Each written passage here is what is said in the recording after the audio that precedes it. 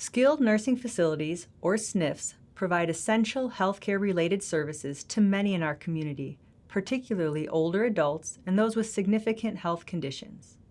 Residents in SNFs tend to have higher than average contacts with healthcare, including inpatient healthcare.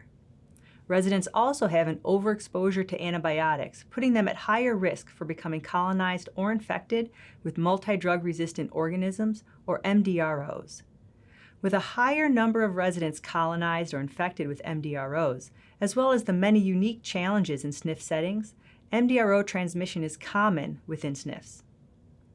For most MDROs, once an individual is colonized or infected, there are very limited decolonization protocols or measures to assure clearance of carriage. Therefore, they are typically considered colonized indefinitely.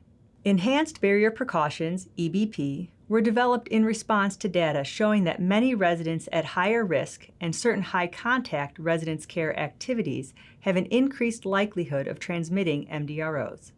EBP respect resident autonomy in their own homes after infection or colonization with an MDRO. While providing mitigation for potential MDRO transmission, BEBP is recommended for any resident with an MDRO colonization or infection as long as the resident does not otherwise meet criteria for contact precautions.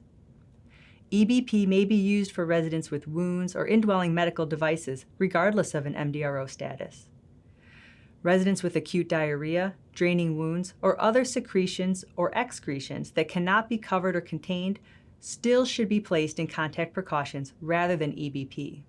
However, once these conditions have subsided or are able to be effectively contained, the resident can be transitioned back to EBP. Additionally, if there is an ongoing MDRO outbreak or when otherwise directed by public health, contact precautions may be indicated instead of EBP for a short period. While a resident is on EBP, providers should wear a gown and gloves when indicated, which is during high-contact care such as dressing, bathing, wound care, device care, and transferring. These activities are typically bundled together and used when there is prolonged contact with the resident.